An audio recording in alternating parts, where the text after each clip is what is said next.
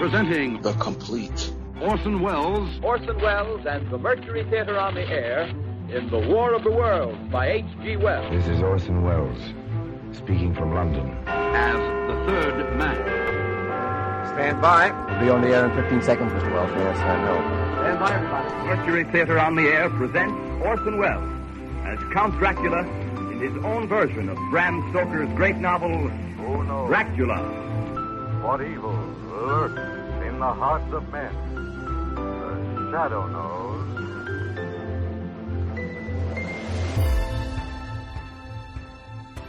Hello world, welcome to The Complete Orson Welles, brought to you by Dwayne Old Time Radio. This podcast will feature various classic radio programs ranging mostly from 1936 to 1952 that Orson either produced and directed, was featured on, or starred as a guest. If you enjoy my podcast, you can subscribe to receive notifications of new posts. Subscribing is free and only takes a moment. New episodes are posted weekly. If inclined, please leave a rating and or review on your preferred podcast service. Thank you for your support. Hope you enjoyed the genius of Mr. Wells. We're going to start the month of July with the Mercury Theater on the Air. This one is titled Abraham Lincoln, self-explanatory, August 15th, 1938. The Mercury Theater on the Air.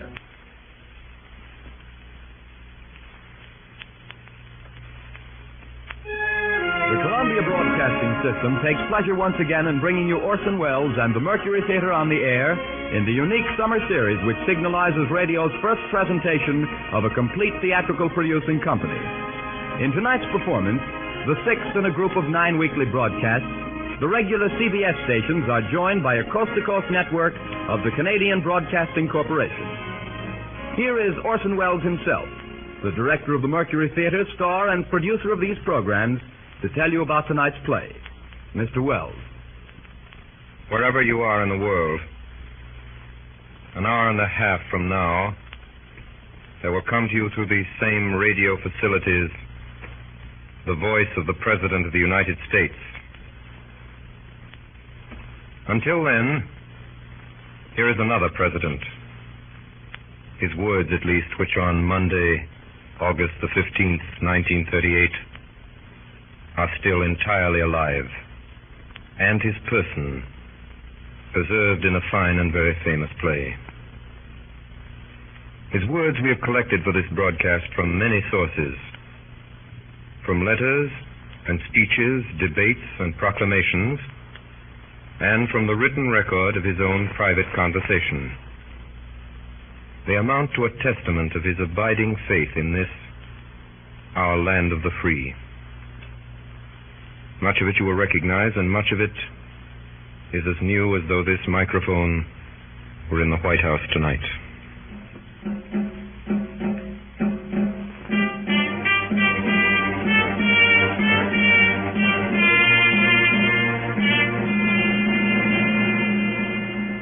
I was born February 12th, 1809, in Hardin County, Kentucky.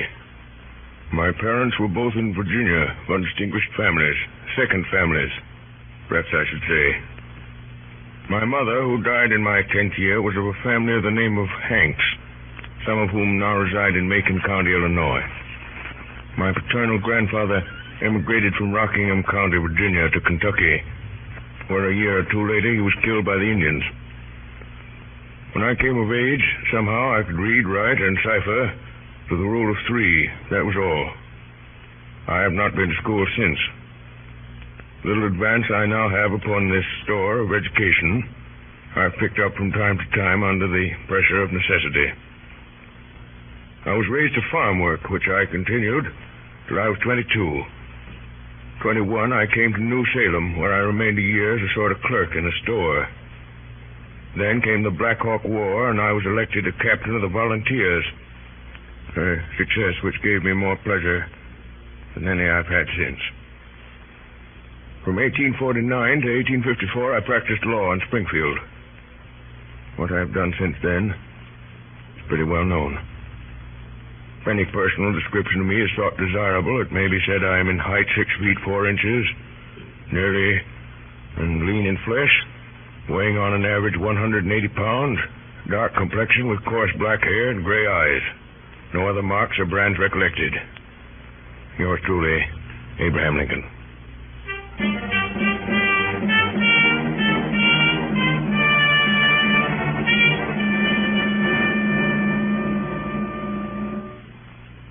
Gentlemen, you said this was a great evening for me.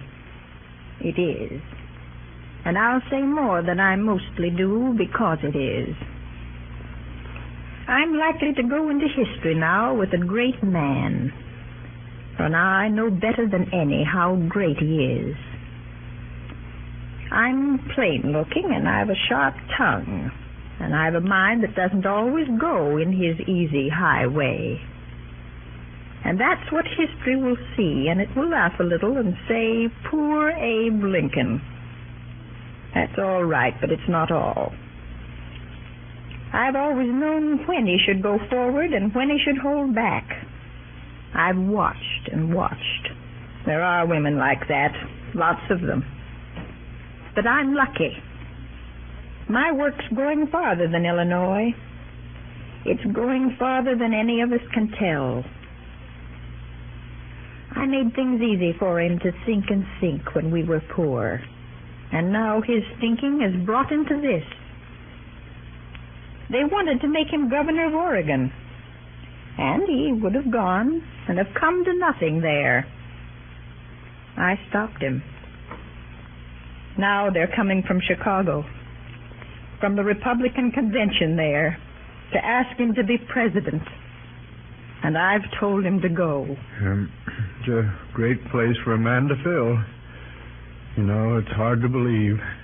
When I think of the times I've sat in this room of an evening and seen your husband come in, ma'am, with his battered hat and tie falling off the back of his head and stuffed with papers that won't go into his pockets and God darning some rascal who done him about an assignment or a trespass, why, I can't think he's gone up there into the eyes of the world. Well, Mary. How do, Samuel? How do, Timothy? Good evening, Abraham. Good evening, Abraham. Well, we'll be going. We only came in to give you good faring, so to say. Great word you've got to speak this evening. Makes a humble body almost afraid of himself, Abraham, to know his friend is to be one of the great ones of the earth, with his yes and no law for these many, many thousands of folk. Makes a man humble to be chosen so, Samuel. So humble that no man but would say no to such bidding if he dare. To be president of this people, and trouble gathering everywhere in men's hearts. And it's a searching thing. Bitterness and scorn and wrestling often with men I shall despise, and perhaps nothing truly done at the end. But I must go. Samuel, Timothy, let's glass that cordial, Mary, before they leave. Who may the devil smudge that girl? Susan Deddington. Where's that darnation cordial? It's all right, Abraham. I told the girl to keep it out. Oh, the cupboard's choked with papers. Here you are. Poor hospitality for whiskey-drinking rascals like yourselves, but the thought's good. Oh, don't mention it, Abraham. We wish you well, Abraham. Our compliments, ma'am. Samuel, I give you the United States of America and Abraham Lincoln. Thank you. Samuel, Timothy, I drink to the hope of honest friends. Mary, the friendship. I'll need that always, for I've a queer, anxious heart. Give you the United States of America. Well, good night, Abraham. Good night, ma'am. Good night. Good night. Night, ma'am. Good night, Mr. Stone. Good night, Mr. All right, Cutler. Samuel. Night, Timothy. Thanks for coming. You'd better see them in here. 5 minutes to 7. You're sure about it, Mary? Yes. Aren't you? We mean to set bonds to slavery.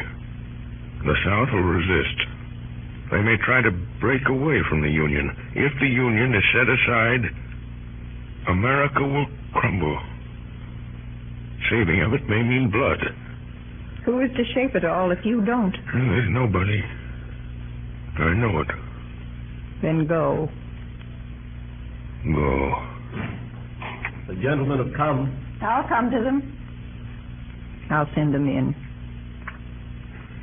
Abraham, I believe in you.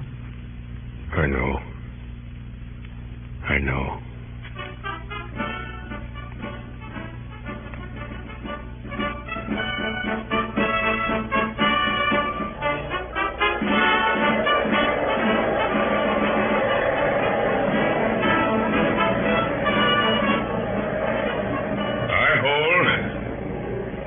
I hold that there is no reason in the world why the Negro is not entitled to all the natural rights enumerated in the Declaration of Independence.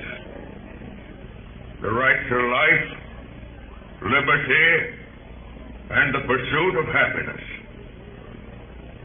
I hold that he is as much entitled to these as the white man, and the right to eat the bread without the leave of anybody else, which his own hand earns. He is my equal, and the equal of every living man.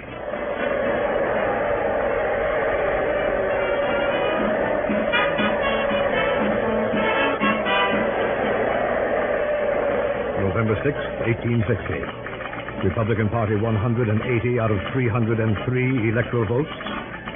1,857,000 out of 4,645,000 popular votes. Lincoln elected president.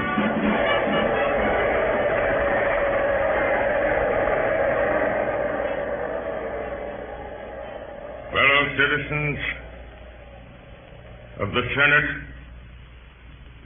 and House of Representatives, this issue, the right of secession, embraces more than the fate of these United States.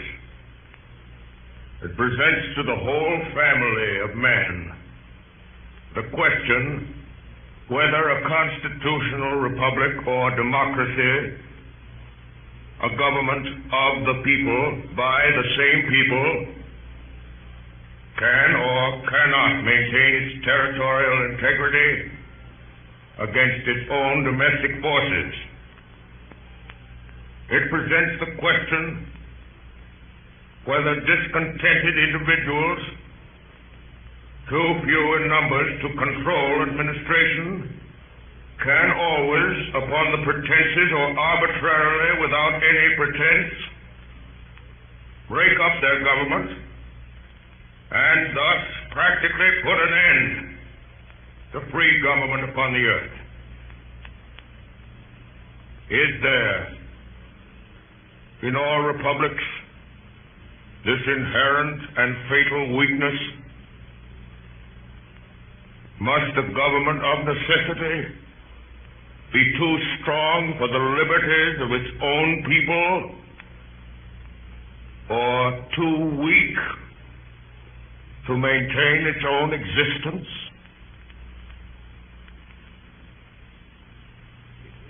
Common feeling in the South, Mr. Seward, that as Secretary of State, you are the one man here at Washington to see this thing with large imagination. I say this with no disrespect to the President. But what does his experience of great affairs of state amount to beside yours, Mr. Seward? My support of the President is, of course, unquestionable, Mr. Jennings. Oh, entirely. But how can your support be more valuable than in lending him your unequaled understanding? You understand, of course, that I can say nothing officially. These are nothing but informal suggestions. But I may tell you that I am not unsympathetic. I was sure that that would be so. Yes, come in. The President is coming up the stairs, sir. Thank you. This is unfortunate. Say nothing and go at once. Here he is. Good morning, Mr. Seward. Good morning, Mr. Jennings. Good morning, Mr. President. And I'm obliged to you for calling, Mr. Jennings. Good morning. Perhaps Mr. Jennings could spare me 10 minutes. Say 5 minutes. I'm anxious always for any opportunity to exchange views with our friends in the South. Much enlightenment may be gained in 5 minutes.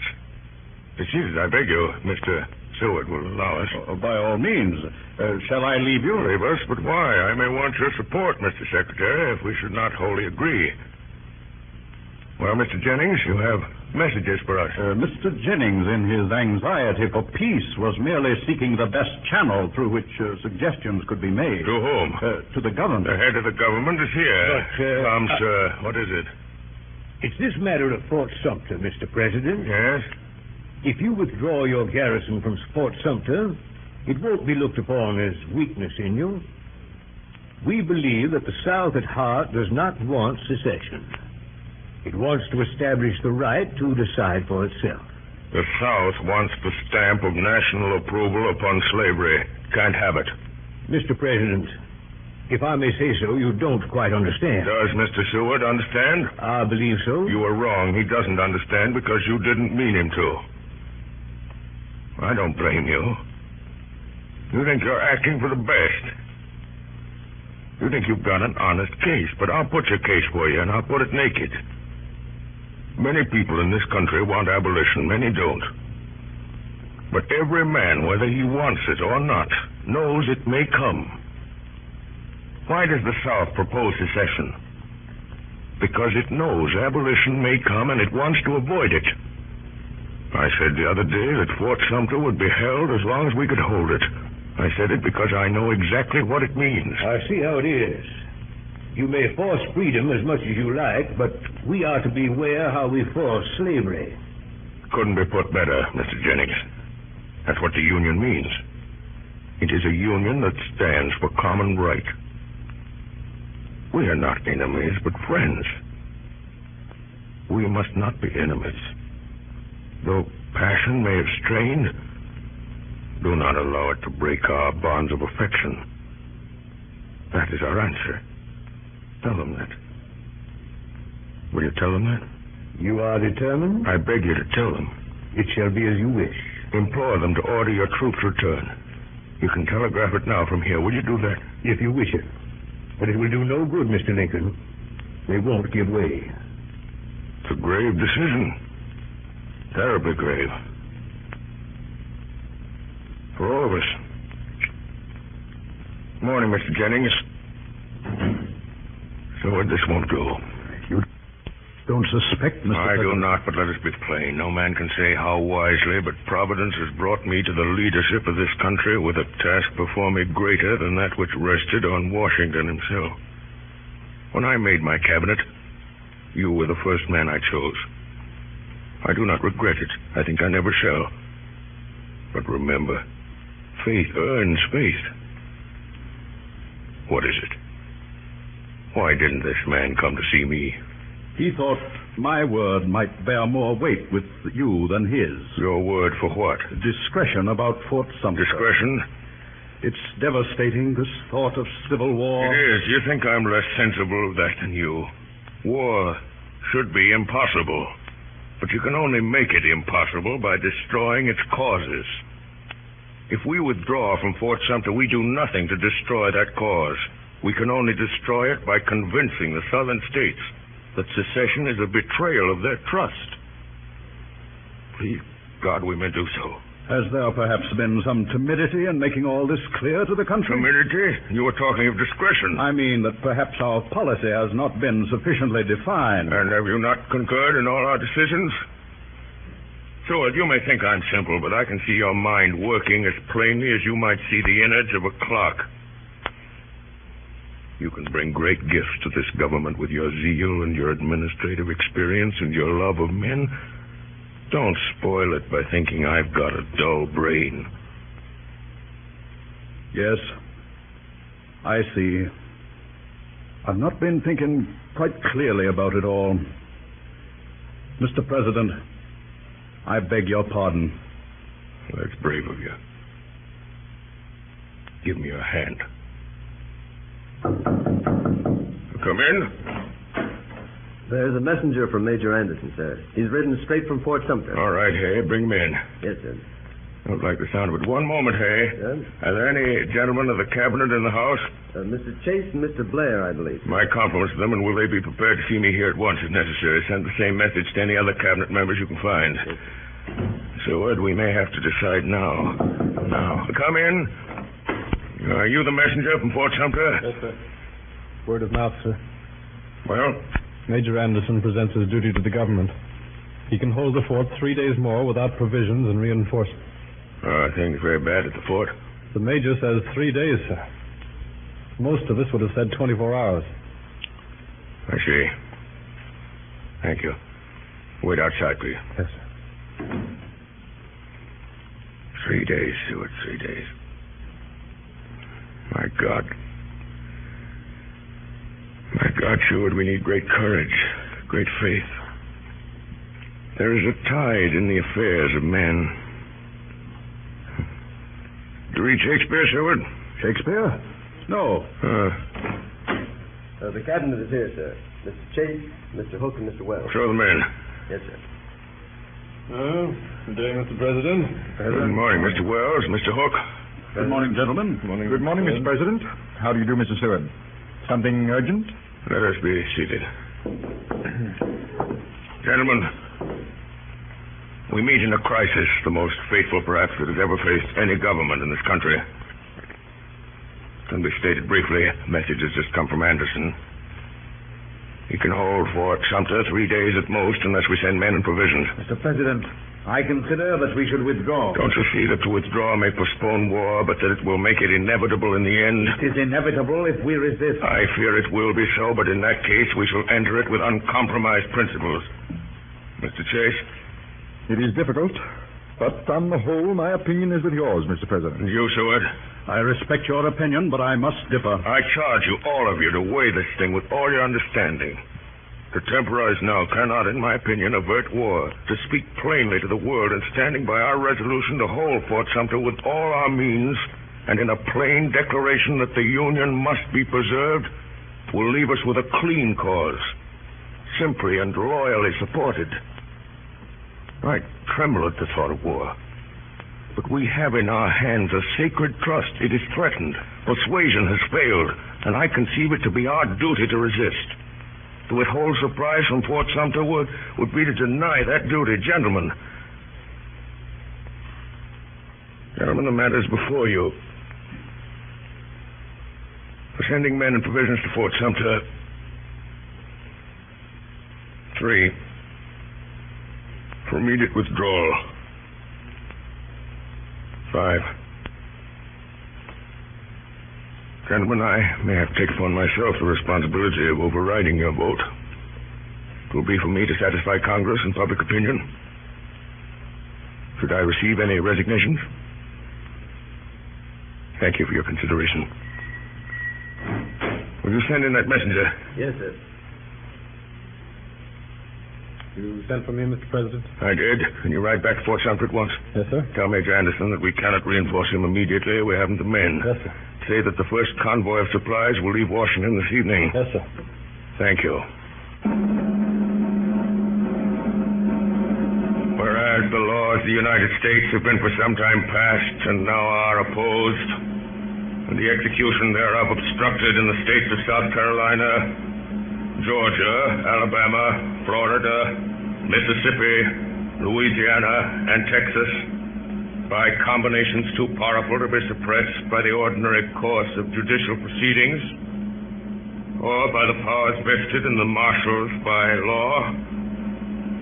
Now, therefore, I, Abraham Lincoln, President of the United States, in virtue of the power in me vested by the Constitution and the laws, have thought fit to call forth and do hereby call forth militia of the several states of the Union to the number of 75,000 in order to suppress said combinations and to cause the laws to be duly executed.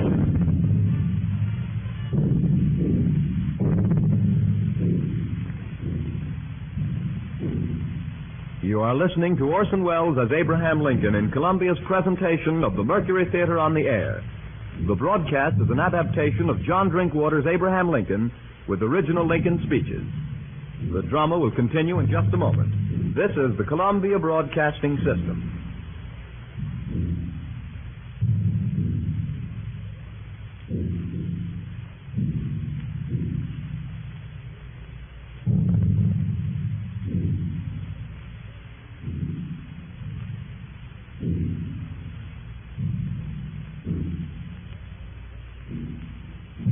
We continue now with the performance of John Drinkwater's Abraham Lincoln by Orson Welles and the Mercury Theater on the air. Fellow citizens of the Senate and the House of Representatives, the war continues, and it continues to develop. That the insurrection is largely, if not exclusively, a war upon the first principle of popular government, the rights of the people. It is not needed nor fitting here that a general argument should be made in favor of popular institutions. But there is one point to which I ask a brief attention. It is assumed that labor is available only in connection with capital. That nobody labors unless somebody else owning capital somehow by the use of it induces him to labor. This assumed, it is next considered whether it is best that capital shall hire laborers and thus induce them to work by their own consent, or buy them and drive them to it without their consent. Having proceeded that far, it is naturally concluded that all laborers are either hired laborers or what we call slaves. And further, it is assumed that whoever is once a hired laborer is fixed in that condition for life. Now, there is no such relation between capital and labor as assumed. Nor is there any such thing as a free man being fixed for life in the condition of a hired laborer. Both these assumptions are false, and all inferences from them are groundless. Labor is prior to and independent of capital.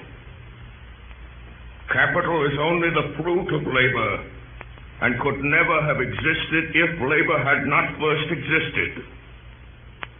No men living are more worthy to be trusted than these who toil up from poverty. Let them beware of surrendering a political power which they already possess, and which, if surrendered, will surely be used to close the door of advancement against such as they, and to fix new disabilities and burdens upon them, till all of liberty shall be lost. Good morning, gentlemen. I've just had my summons. Is there some special news? Yes, McClellan has defeated Lee at Antietam. It's our greatest success. They ought not to recover from it. The tide is turning. Have you seen the president, Mrs. Stanton? I've just been with him. Well, what does he say? He only said at last. He's coming directly. He'll bring up his proclamation again. In my opinion, it's inopportune. I thought we had learned by now that the president is the best man among us. There's a good deal of feeling against him everywhere, I find. He is the one man with character enough for this business. There are other opinions. Yes, but not here, surely, Mr. Hook. It's not for me to say, but there are some who would have acted differently. And you may depend upon it that they would not have acted so wisely, Mr. Hook. I don't altogether agree with the president, but he's the only man I should agree with at all. No. Is Lee's army broken? Not yet, but it is in grave danger. Why doesn't the president come? I think this news was nothing. I must say I'm anxious to know what he has to say about it all. I shall oppose it if it comes up. He may say nothing about it. I think he will. Gentlemen, the president. Good morning, gentlemen. Good morning, Mr. President. Good morning. Great news we hear. If we leave things with the army now to take their course, why, we ought to see through our difficulties. An exciting morning, gentlemen. I feel rather excited myself. I find my mind not at its best in excitement. Would you allow me to read you something? It's not long, and it may compose us all. It is Artemus Ward's latest. High-handed outrage at Utica. In the fall of 1856, I showed my show in Utica, a truly great city in the state of New York. People gave me a cordial reception. The press was loud in her praises. One day I was given a description of my beasts and snakes in my usual flowery style, when what was my consternation, and so in my cage containing my wax figures of the Lord's Last Supper, I says, but up comes a fella and seized Judas Iscariot by the feet and drag him out on the ground. He then commenced for to pound him as hard as he could. What under the sun are you about? Cried I. Says he, what did you bring this pusillanimous cuss here for? And he hit the wax figure another tremendous blow on the head. Says I, you egregious ass, that is a wax figure. Representation of the false apostle. Says he, that's all very well for you to say, but I tell you, old man, that Judas Iscariot can't show himself in Utica with importunity by a downside, with which observation he caved in Judas's head. Young man belonged to one of the first families in Utica. I sued him, and the jury brought in a verdict of arson in the third degree. Gentlemen, I'd give up office if I could write like that. May we now consider affairs of state? Yes, we may. Mr. Hook says, yes, we may. Thank you.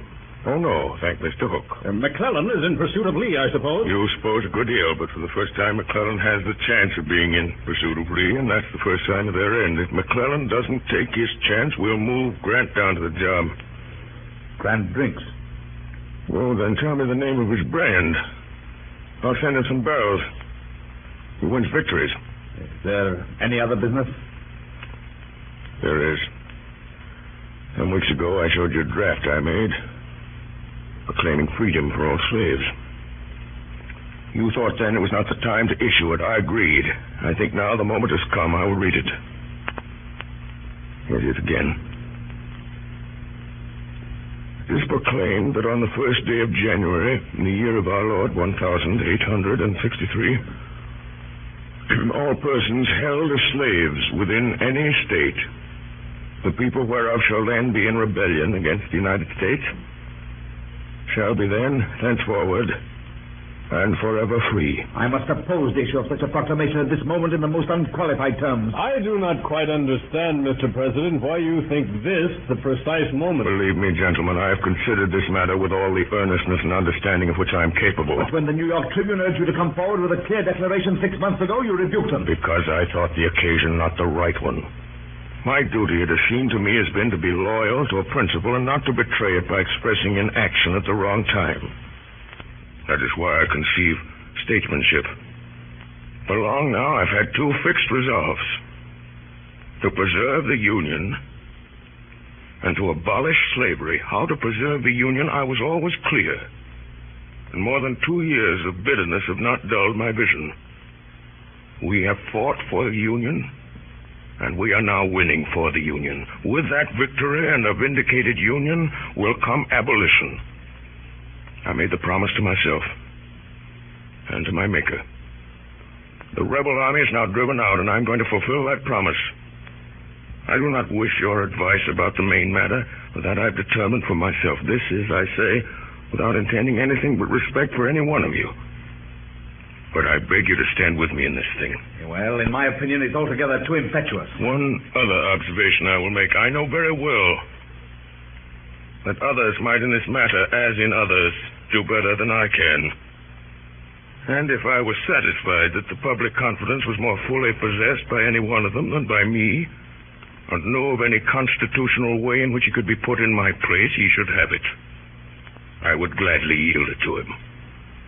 But though I cannot claim undivided confidence, I do know that all things considered, any other person has more.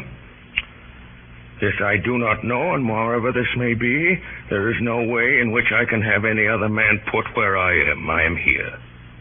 I must do the best I can and bear the responsibility of taking the course which I feel I ought to take. Could this be left over for a short time for consideration? I feel that we should remember that our only public cause at the moment is the preservation of the Union. I entirely agree with Wells. Gentlemen, we cannot escape history. We of this administration will be remembered in spite of ourselves. In giving freedom to the slave, we assure freedom to the free. We shall nobly save or meanly lose the last best hope on earth. I shall sign this proclamation now. Excuse me, gentlemen. For we, thenceforward and forever, free. Gentlemen, I pray for your support. Good day. Good day, sir. Good day. Good day, Mr. President. Hook. Yes, Mr. President. Hook, will you stay a moment? Yes, Mr. President. Hook, one cannot help hearing things. I beg your pardon? Hook, there's a way some people have when a man says a disagreeable thing of asking him to repeat it, hoping to embarrass him. It's often effective, but I'm not easily embarrassed. I said one cannot help hearing things. And I do not understand what you mean, Mr. President. Come, Hook, we're alone. Lincoln is a good enough name, and I think you understand. How should I? Then plainly there are intrigues going on. Against the government? No. In it. Against me. Well, criticism, perhaps. To what end? To better my ways? I presume that might be the purpose. Then why am I not told what it is? I imagine it's natural compunction. Or ambition. What do you mean? Hook, you've been bitten by the White House bug. You think you ought to be in my place. You're well informed. You cannot imagine why everyone does not see that you ought to be in my place. By what right you say that? It is not true. You take me unprepared. You have me at a disadvantage. You speak as a very scrupulous man, Hook. You question my honor? As you will. Then I resign. As a protest against... Your suspicion. This false? Very well. I'll be frank. I mistrust your judgment, Mr. Lincoln. In what? Generally, you overemphasize abolition. You don't mean that. You mean that you fear possible public feeling against abolition. It must be persuaded, not forced. Besides, you have, in my opinion, failed in necessary firmness in telling the South what will be the individual penalties of rebellion. This is war. I will not allow it to become a blood feud. But we are fighting treason. We must meet it with severity. We will defeat treason. I will meet it with conciliation. It is a policy of weakness. It is a policy of faith. It is a policy of compassion. Hook, why do you plague me with these jealousies? Once before I found a member of my cabinet working behind my back, but he was disinterested and he made amends. Nobly. But, Hook, you have allowed the burden of these days to sour you. I know it all. I've watched you plotting and plotting for authority, and I, who am a lonely man and sick at heart. So great is the task God has given to my hand, and so few are my days, and my deepest hunger is always for loyalty in my own house. You have withheld it from me. You have done great service in your office, but you have grown envious. Now you resign as you did once before when I came openly to you in friendship. And you think that again I shall flatter you and coax you to stay. I won't do it. Let's take you at your word. I am content. Will you shake hands? No. I beg you to excuse me.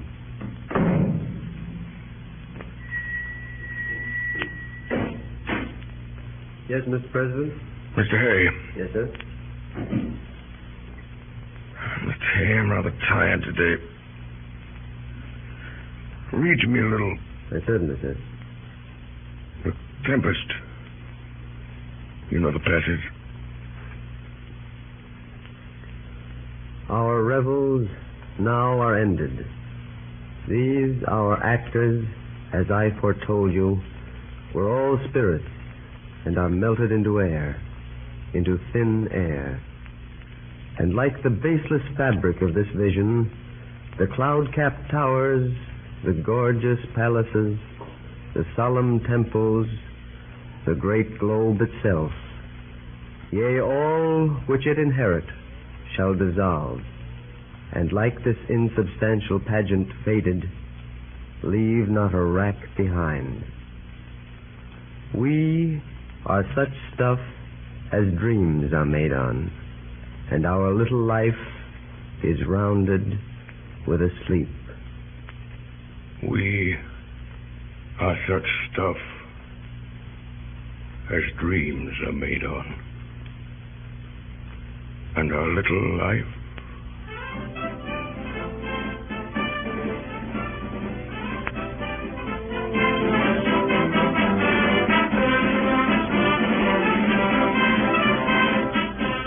Ordered that the 4th day of April, 1865, be the day for a general movement of all the land and naval forces of the United States against the insurgent forces.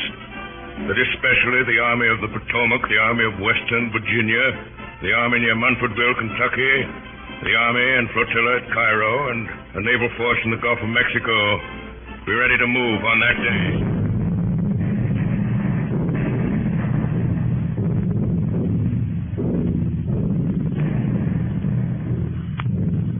General Grant. Yes, Dennis? 7:30, sir.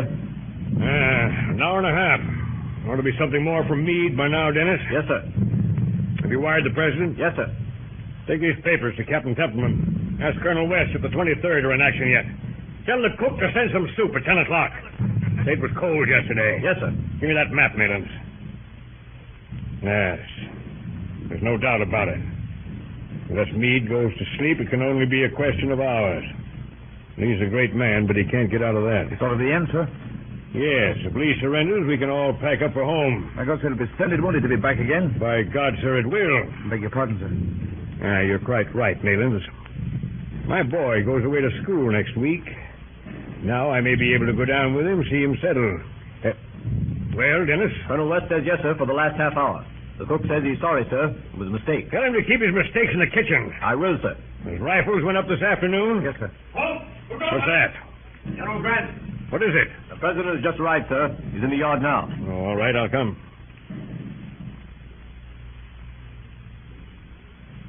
General Grant? Wasn't expecting you, sir. No, I couldn't keep away. How's it going? Meade sent word an hour and a half ago that Lee was surrounded all but 2 miles, which was closing in. And not about settled, eh? Unless anything goes wrong in those 2 miles, sir. I'm expecting a further report from Meade every minute. Would there be more fighting? It'll probably mean fighting through the night, more or less. But Lee must realize it's hopeless by the morning. Dispatch, sir. Yes. General Meade, sir. Thank you. You needn't wait. Yes, they've closed the ring. Meade gives them 10 hours. Timed at 8. That's 6 o'clock in the morning. We must be merciful. Bob Lee's been a gallant fellow. Perhaps you'll look through this list, sir. I hope it's the last we shall have. It's a horrible part of the business, Grant. Any shootings? One. Damn it, Grant, why can't you do without it? Oh, no. No, of course not. Who is it? William Scott says it's rather a hard case. And what is it? Just on a heavy march, sir, and volunteered for double guard duty to relieve a sick friend. He was found asleep at his post. I was anxious to spare him, but it couldn't be done. It was a critical place at a gravely critical time. When is it to be? Tomorrow at daybreak, sir. I don't see that it'll do him any good to be shot. Where is he? In the barn, I believe, sir. Thanks. Think I'll go see him. I go with you, sir? No, thank you.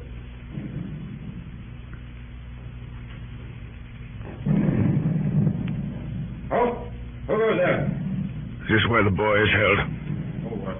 Yes, Mr. President. Wait outside, will you? Yes. Are you William Scott? Yes, sir. Know who I am? Yes, Mr. Lincoln. General tells me you've been court-martialed. Yes, sir. Asleep on guard? Yes, sir. It's a very serious offense.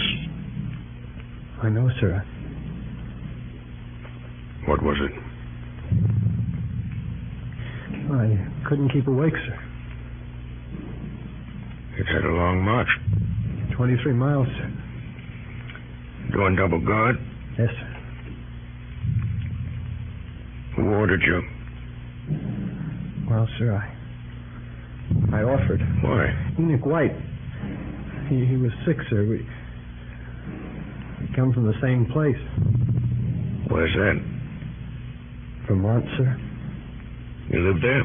Yes, sir. You've got a farm down there, sir. Who has? My mother, sir. I've got her photograph, sir. Does she know about this? Oh, for God's sake, don't, sir. There. There, my boy. There. You're not going to be shot. Not going to be shot, sir? No. Not going to be shot? Dad. I believe you when you tell me you couldn't keep awake. I'm going to trust you. Send you back to your regiment. When may I go back, sir? Go back tomorrow. Expect the fighting to be over, though. Is it over yet, sir? Not quite. Oh, please, sir. Let me go back tonight. Let me go back tonight. Well. Know where General Meade is? No, sir. It's that guard to come here. Your prisoner is discharged. Take him once to General Meade with this. Yes. Thank you, Mr. Lincoln. Mr. Hay. Yes, sir? What's the time, Mr. Hay? Just on 9:30, sir. Let's sleep here for a little. You'd better shake down, too. They'll wake us if there's any news.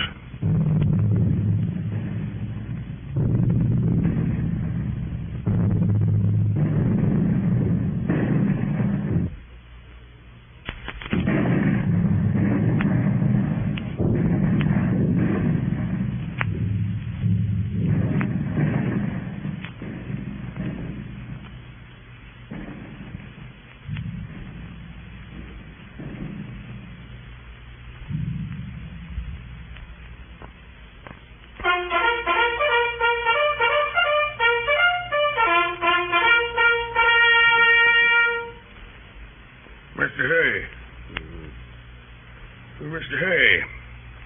Hello.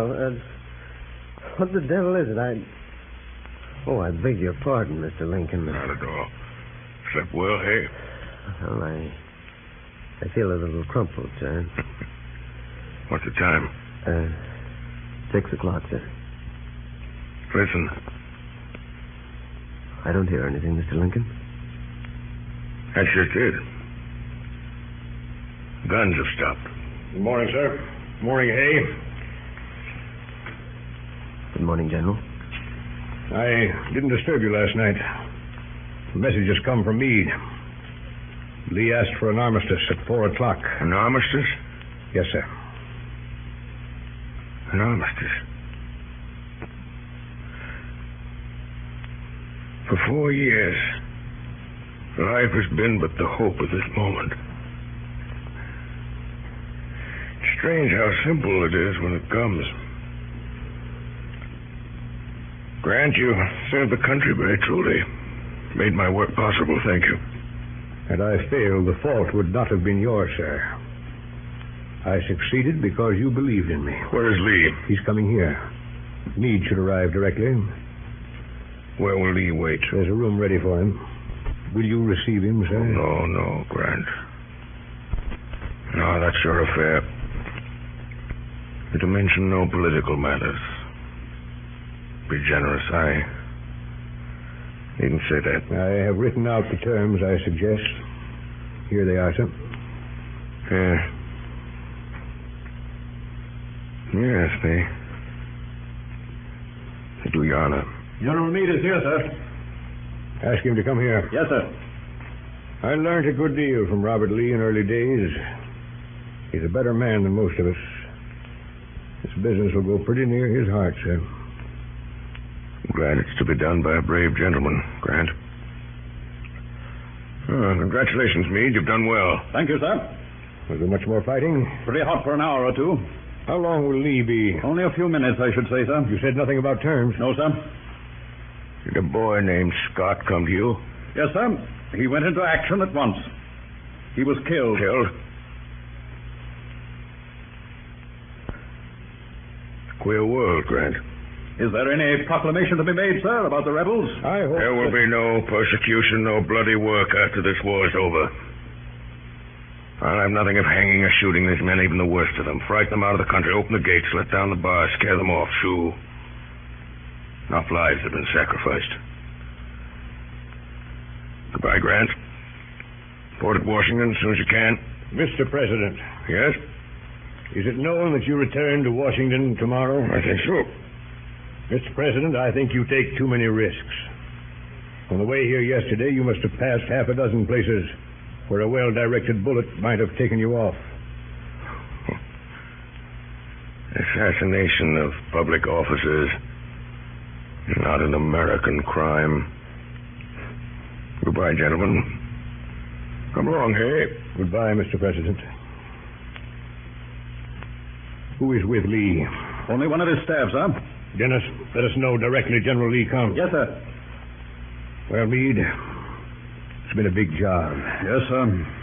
We've had courage and determination. We've had wits to beat a great soldier. I'd say that to any man. But it's Abraham Lincoln, Meade, who has kept us a great cause clean to fight for. It does a man's heart good to know he's given victory to such a man to handle. Have a drink, Meade? No?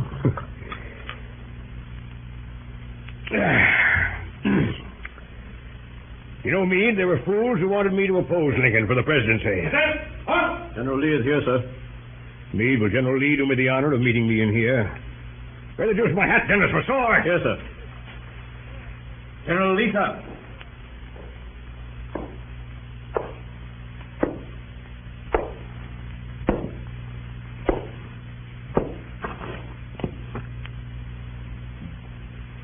Sir, you have given me occasion to be proud of my opponent. I have not spared my strength. I acknowledge its defeat. You have come, General Lee, to ask upon what terms you will accept surrender.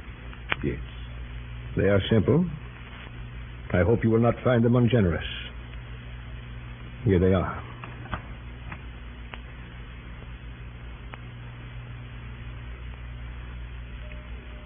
You are magnanimous, sir. May I make one submission? It would be a privilege if I could consider it. You allow our officers to keep their horses, General Grant. That is gracious. Our cavalry troopers' horses also are their own. I understand. They'll be needed on the farms. It shall be done. I thank you. I accept your terms.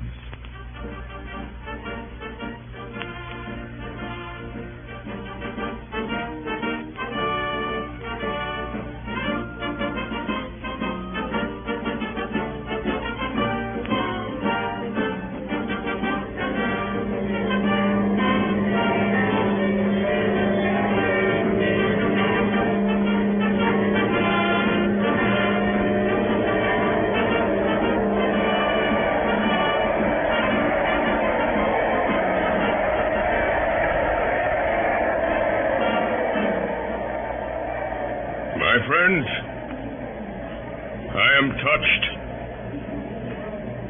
deeply touched, by this mark of your goodwill. After 4 dark and difficult years, we have achieved the great purpose for which we set out. I have but little to say at this moment. I claim not to have controlled events, but confess plainly that events have controlled me. But as events have come before me, I have seen them always with one faith. We have preserved the American Union. We have abolished a great wrong. The task of reconciliation, of setting order where there is now confusion, of bringing about a settlement at once just and merciful, and of directing the life of a reunited country into prosperous channels of goodwill and generosity, will demand all our wisdom, all our loyalty.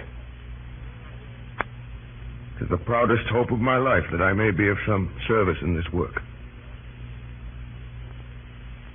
With malice toward none, with charity for all, with firmness in the right, as God gives us to see the right. Let us strive on to finish the work we are in, to bind up the nation's wounds, to care for him who shall have borne the battle, and for his widow and his orphan to do all which may achieve and cherish a just and lasting peace among ourselves and with all nations.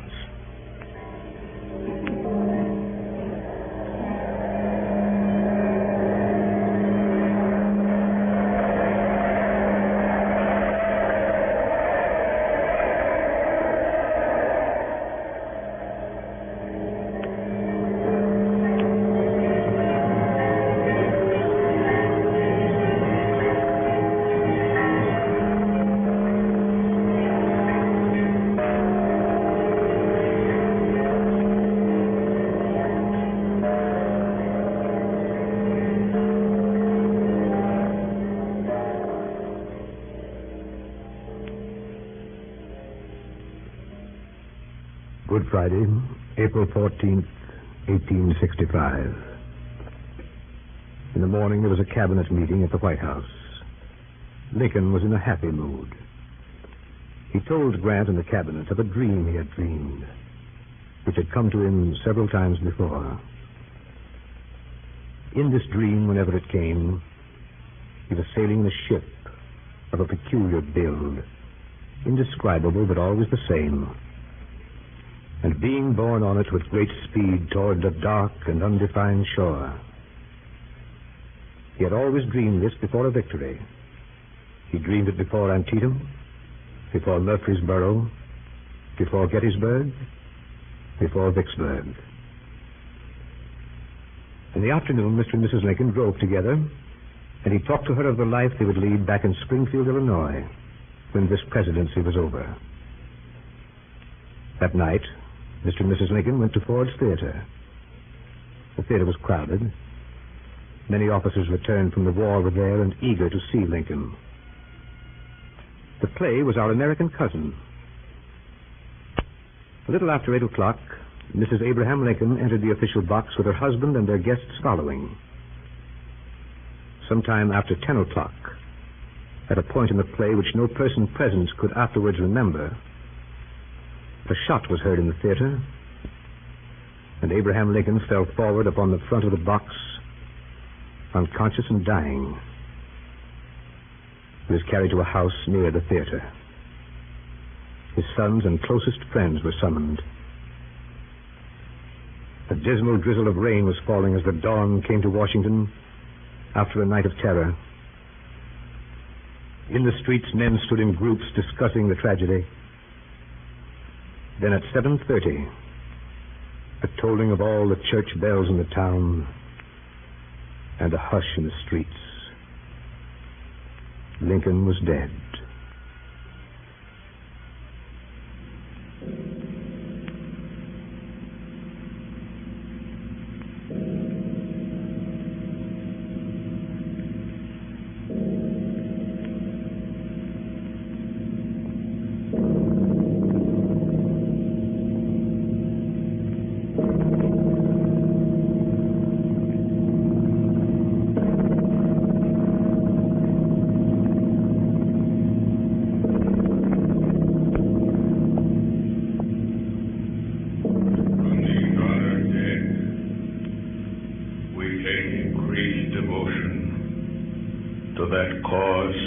They gave the last full measure of devotion.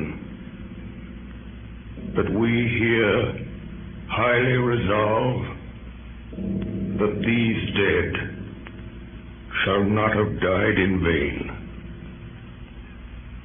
that this nation under God shall have a new birth of freedom, and that government of the people, by the people, for the people, shall not perish from the earth.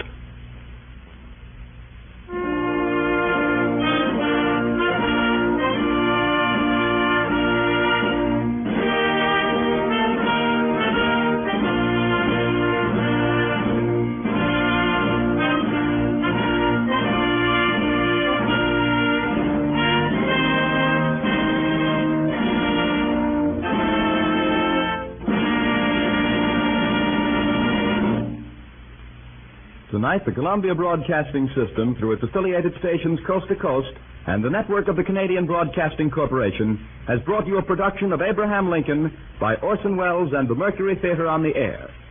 The famous play by John Drinkwater was supplemented by many of Lincoln's speeches, excerpts from his debates, proclamations, letters, and accounts of his own private conversations.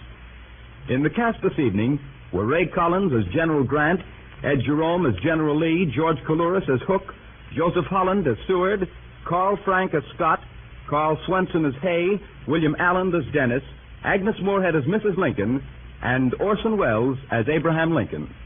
Bernard Herrmann conducted. Dan Seymour speaking. Davidson Taylor supervised for the Columbia Network.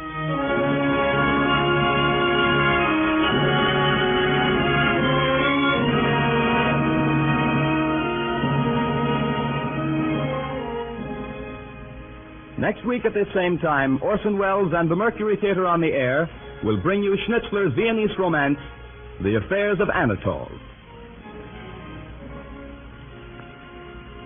This is the Columbia Broadcasting System.